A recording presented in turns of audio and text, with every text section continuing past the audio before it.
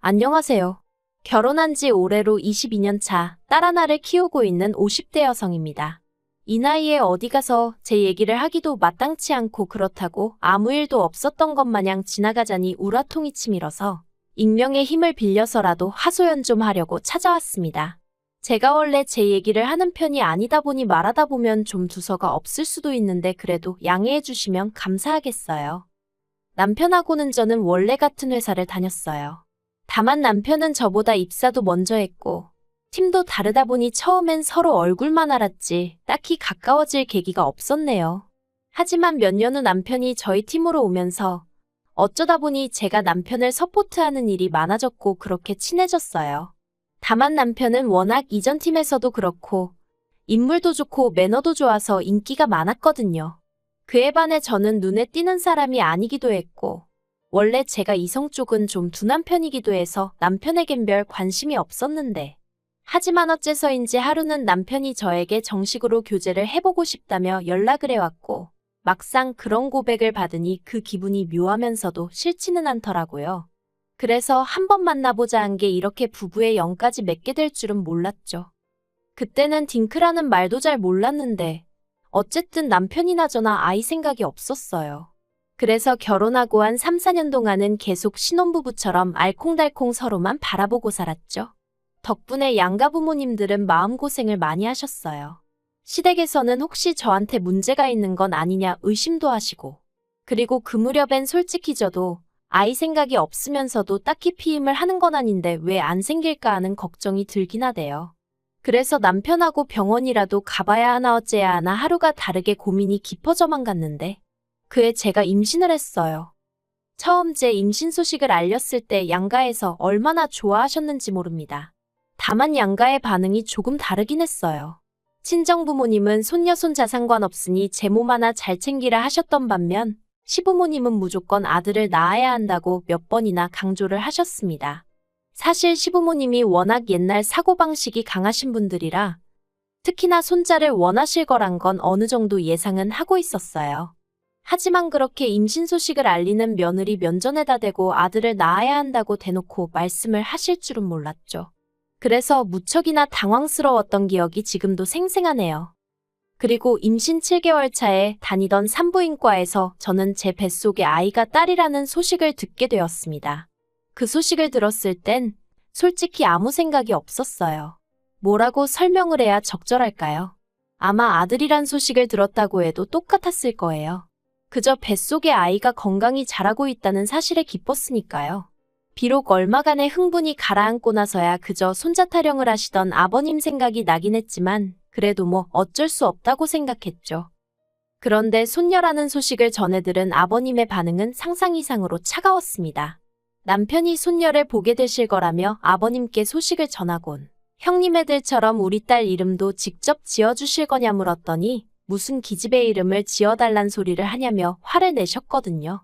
그때 정말 서운했어요. 그리고 아이 출산 후에도 아버님은 병원에 와보지도 않으셨죠. 어느 정도 몸조리가 끝나고 나서야 제가 딸 데리고 시댁에 인사를 드리러 갔는데 그때도 아버님 반응은 본체만 채셨고요. 뿐만 아니라 대화를 나누다 미역국 얘기가 나오니 어머님께선 기집애 낳고도 미역국을 먹느냐며 세상 좋아졌단 소리를 하셨는데 참으로 어이가 없더라고요. 아무튼 이후로도 어머님 아버님은 도통 저희 애가 어떻게 자라는지 잘 지내고는 있는지 궁금해하시는 일이 없으셨고 그래서 저도 명절이나 시부모님 생신처럼 찾아뵈야 할 날이 아니면 굳이 시댁에 가질 않았어요. 게다가 어쩌다 한번 가는 시댁에서도 아버님은 남자 시조카들은 보란듯이 양옆에 끼고 소파에 앉아 TV를 보시고 저희 딸은 매번 바닥에 앉히시기 일쑤셨지요. 처음엔 설마 싶었지만 그 꼴을 몇 번씩이나 보고 나니까 하루는 정말 머리뚜껑이 열리는 것 같더라고요. 그래서 제가 남편더러 정말 이대로 보고만 있을 거냐니까 남편이 자기도 더는 못 참겠다면서 아버님한테 큰 소리로 화를 내대요. 이럴 거면 영 끊고 살자면서요. 그리고 그 일이 있고 한 1년은 정말 서로 연락 한 번 없이 지냈어요. 중간에서 아주버님은 그래도 저희가 아랫사람이니 이 정도 했으면 되지 않냐 하시며 숙이고 들어가라 하셨지만 아주버님은 아들만 둘이었고 그 아들 둘이 시부모님으로부터 온갖 사랑은 다 받고 있었으니 저희 기분을 이해할 리가 없었죠. 아무튼 남편도 형은 상관하지 말라며 버텼고 결국 어머님이 먼저 연락을 해오셨어요. 부모 자식 간에 언제까지 이러고 살 순 없지 않냐 하시며 저희더러 이해를 좀 해달라, 당신들도 노력하겠다 이렇게요. 솔직히 저희가 바라던 사과도 아니었고 두 분 다 끝끝내 미안하단 말씀은 없으셨으니 반쪽짜리도 못 되는 사과였지만 그래도 일단은 알겠다 하고 다시 조금씩 왕래를 시작했네요. 하지만 저희 딸이 7살 되던 해였습니다. 저희 부부는 경제교육이 중요하다 생각하여 딸아이가 어렸을 때부터 돈을 받으면 일단은 저금통에 넣게끔 교육을 시켜왔어요. 특히 명절처럼 아이 입장에서 큰돈이 오갈 때는 엄마가 맡아줄게, 나중에 줄게 이런 말보다는 본인이 직접 저금통에 넣게끔 가르쳤었죠. 그런데 그해 추석이 지나고 아이 저금통을 봤는데 저금통이 텅 비었더라고요. 기억에는 아주버님이랑 시이모님한테랑 얼마씩 받았던 것 같은데 말이에요. 그래서 애한테 용돈 받은 거 어디다 뒀냐고 물으니 그 돈을 전부 다 아주버님네 애들, 그러니까 시조카들한테 줬다는 겁니다. 저는 처음에 아이가 제 말 뜻을 제대로 이해를 못한 줄 알았어요. 그래서 다시 지난번에 할머니 할아버지 집에 가서 받은 용돈, 그 돈 어디다 뒀어? 하고 물으니 애가 답답하다는 듯 저희 어머님이 시조카들한테 주라고 했다는 거예요. 제가 황당하기도 하고 어이가 없어서 할머니가 그걸 왜 다 오빠한테 주라고 그랬냐니까 할머니가 앞으로도 저희 딸이 받는 건 다 오빠한테 줘야 하는 거라고 하셨다나요. 그 말을 듣곤 어찌나 속이 상하던지. 그래서 제가 딸에게 그건 할머니가 잘못 이야기하신 거라고, 그럴 필요 없다고 했어요. 그리곤 바로 남편에게 전화해서 딸애와 나눈 이야기를 전했죠. 그러자 남편도 저만큼이나 화가 난 것 같더니 자기가 퇴근하는 대로 시댁에 가서 아주 단판을 짓고 오겠다대요. 그리고 제가 그 현장에 있지 않았으니 정확히 어떤 대화가 오갔는지는 모르겠습니다만 확실한 건 남편하고 시부모님 두 분하고 정말 한판 크게 싸운 듯하대요. 남편이 시부모님한테 어떻게 7살밖에 안 먹은 손녀한테 앞으로도 죄다 오빠들한테 양보해야 된다, 오빠들을 도와주려고 태어난 거다 그런 말씀을 하실 수가 있냐고 따졌더니 시부모님 하시는 말씀이 기집애들이 원래 그럴라고 태어나는 거지 그럼 뭐 얼마나 대단한 일을 할 것 같냐며 적반하장으로 나오시더랍니다. 그리고는 그러니까 지금이라도 니네도 아들 하나 더 낳으라셨다나요? 그래서 남편이 됐다고 둘째 아들은 죽었다 생각하시고 사시라 했대요. 앞으로 평생 얼굴 볼 일은 없을 거라면서 말이죠. 그리고 이후로 또 1년을 시댁하고 연락 없이 지냈어요. 솔직히 처음 이런 일을 겪었을 때는 밤낮으로 심장이 벌렁거리기도 하고 괜히 죄책감도 들고 그랬는데 이번만큼은 그런 것도 없더라고요. 오히려 제 어린 딸이 당한 걸 생각하면 고작 저희 쪽에서 할 수 있는 일이라곤 연락을 끊는 것뿐이라는 게 억울하고 분할 지경이었으니까요. 그런데 저희 딸이 초등학교에 입학하고 얼마 지나지 않아 시부모님한테 연락이 왔어요. 입학 축하한다면서 10만 원을 같이 보내셨더라고요. 어이가 없었죠. 제가 동기한 줄 모르는 사람은 아니지만 10만 원이라니 뭐 하자는 건가 싶기도 하고 누가 돈 달라고 했나, 왜 돈까지 보내시면서 이러시나 싶기도 하고. 그래서 돈은 아주버님을 통해서 돌려드리고 남편이 마음만 감사히 받겠다고, 하지만 연락은 하지 마시라 했다 들었습니다. 그런데 이후로도 한 달 간격으로 어머님 아버님이 당신들이 살면 얼마나 살겠냐는 둥, 돌이켜보니 손녀한테 뭐 하나 잘해준 것도 없고 마음이 안 좋다는 둥. 그래서 결국 저희가 또 한 수 접고 들어갔네요. 막말로 당장 돌아가실 양반들이 아닌 건 잘 알고 있었지만 괜히 마음 찝찝할 일은 남겨두고 싶지 않았으니까요. 그리고 이렇게 지내온 세월이 벌써 10년 가까이 되어가는데 사실 그 시간 동안에도 별 거지 같은 꼴을 한두 번 본 게 아니에요. 아주버님 애들은 중학교, 고등학교 들어갈 때 딱딱 100만 원씩 주시더니 저희 딸은 10만 원 주시고 이런 건 뭐 할 얘기거리도 못 됩니다. 그까짓 돈 몇 푼 탐나지도 않아요. 저를 진짜 열받게 하는 건 사실 그런 금전적인 지원보다는 어머님 아버님이 저희 딸을 어떻게든 깎아내리고 싶어 환장이라도 하신 분들 마냥 저희 딸만 보면 흠잡기에 급급하셨다는 거죠. 일단 시조카들은 아무리 남자들이라고 해도 키가 170 조금 넘는데 하나는 체중이 90kg, 하나는 거진 100kg 가까이 될 정도로 뚱뚱하거든요. 그런데도 어머님 아버님은 걔네들 보고는 아주 든든하니 보기 좋다, 남자가 덩치가 있어야 된다 하시면서 키 163에 몸무게 50kg 나가는 저희 딸한테는 뭘 먹고 이렇게 살이 쪘냐면서 여자가 살찌면 둔해 보인다고 살 좀 빼라 소리를 한참 외모로 예민할 시기에 귀에 딱지가 않게 말씀하시대요. 그리고 그럴 때마다 저나 남편이라고 가만히 있지 않았어요. 왜 쓸데없는 소리를 하시냐. 우리가 보기엔 시조카들이야말로 문제다. 심지어 한 번은 남편이 아버님더러 아버지는 눈이 어떻게 되신 거 아니냐고 뚱뚱한 거 마른 거 분간도 못 하시냐고 어디 돋보기라도 맞춰드릴 거냐고 빈정거리더라니까요. 그런데 지난해 생각지도 못한 얘기를 듣게 되었습니다. 저희 시부모님은 매년 건강검진을 받으시기에 작년에도 별탈 없이 지나가겠거니 했는데 아버님이 간경화 판정을 받으셨거든요. 그리고 판정과 동시에 스트레스를 받으셔서인지 건강 상태가 급속도로 악화되는 듯 하더니 결국 봄에는 급기야 복수가 차서 입원까지 하시대요. 그리고 집안 분위기는 난리도 아니었어요. 어머님은 당장이라도 아버님이 돌아가시는 거 아니냐고 무슨 초상 치르는 집 마냥 매일같이 전화해서 하소연을 하시고 그런 어머님을 상대해 주느라 저희 남편은 남편대로 고생을 했죠. 그리고 그런 와중에 어머님은 제가 아버님 병수발을 들기 바라셨는데 저는 그럴 수가 없었습니다. 딸애가 한참 공부에 열을 올려야 하는 시기였으니 엄마인 저도 마음이 온통 그쪽으로 쏠려 있었거든요. 그래서 저 말고 형님한테 말씀해 보시라니까 거긴 안 된답니다. 그러면 당신 큰아들하고 손자들 식사랑 뒷바라지는 누가 하느냐고요. 그리고 이건 제 지나친 생각이었을지도 모르지만 그런 와중에도 손자랑 손녀를 차별하신다는 생각에 솔직히 오만정이 다 떨어지더라고요. 그래서 병수발이고 뭐고 더 하기 싫고 그래서 더 안 했어요. 까놓고 말해서 시댁에 돈이 없는 것도 아니고 힘드시면 간병인 부르시겠지 싶어서 솔직히 모른 척 했네요. 그러다 결국 아버님이 간암 판정을 받으셨습니다.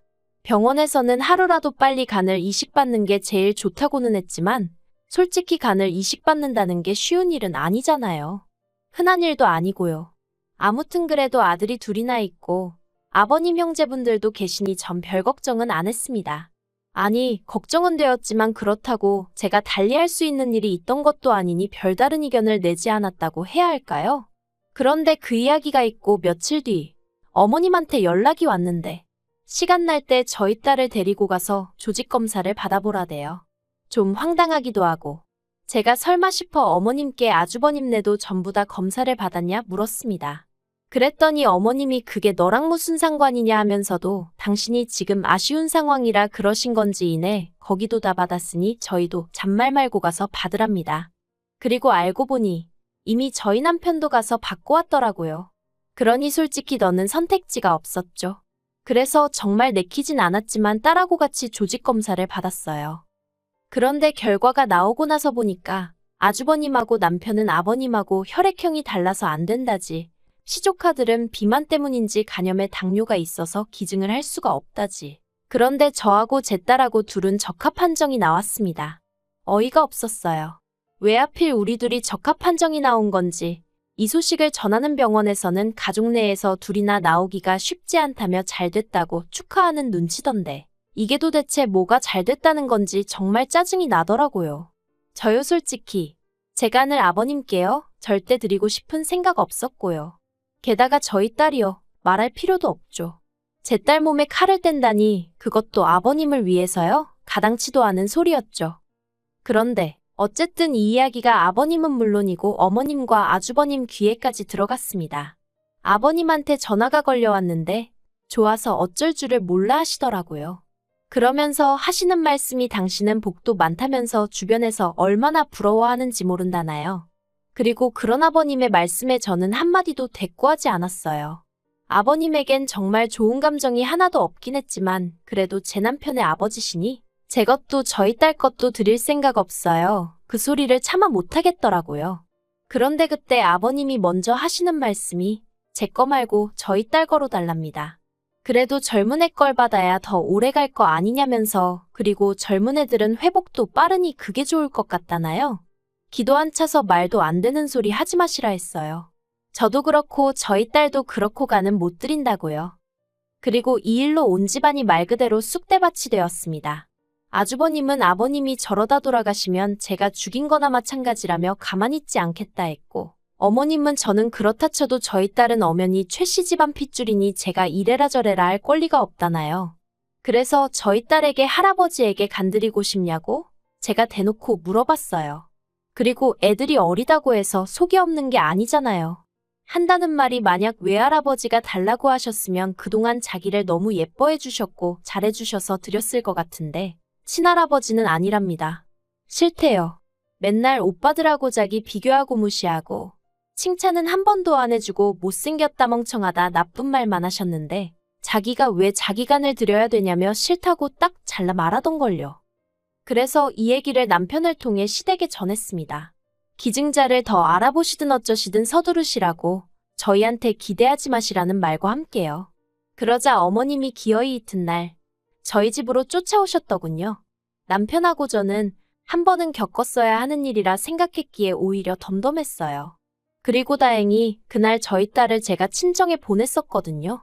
남편하고 기증 문제로 얘기를 하다 보면 큰 소리가 날지도 모르겠다 싶었는데 딸이 듣게 하긴 싫었으니까요. 어머님께서는 저더러 벌써 당신 손녀를 빼돌렸다며 경찰에 신고를 하겠다 하셨지만 남편이 부모가 괜찮다는데 할머니가 무슨 자격으로 신고를 하냐며 어디 마음대로 하시라고 딱 자르더니 기증 문제면 더 할 얘기 없다고 어머님 말문을 막아버렸습니다. 그러자 어머님이 남편더러 네 아버지가 너한테 어떻게 했는데 너가 이러냐면서 자리에 앉아 엉엉 우시더라고요. 그러니까 남편도 어머니 아버지껜 죄송하지만 지금 내 가정은 이 사람하고 우리 딸인데 어쩌겠냐. 두 사람이 싫다는데 내가 강요할 수는 없다. 그러니까 어머니 아버지도 내 와이프고 딸이고 귀한 줄 알고 잘 좀 해주시지 그랬냐 하는데 제 마음이 다 착잡하더라니까요. 그래서 결국 저나 저희 딸이나 기증은 안 하기로 했고 시댁하고도 완전히 연을 끊기로 했어요. 남편은 저더러 신경 쓸 거 없다 하고 실제로 집에서도 속은 어떤지 몰라도 속상하다거나 서운한 티를 내지 않네요. 모르겠습니다. 이러다 아버님이 정말 돌아가시기라도 하면 제가 후회하진 않을지. 하지만 그래도 계속 똑같은 소리지만 저도 싫고 저희 딸은 더더욱 안 된다는 생각이에요. 그러니 시부모님이 모든 걸 인정하고 받아들이시지 않는 이상 이 관계가 회복될 일은 없지 않을까 싶네요. 저희 모녀에게 손가락질하는 사람들도 있겠죠. 하지만 지난 세월 동안 저나 저희 딸이 받은 서름을 안다면 꼭 그럴 수만은 없을 텐데요.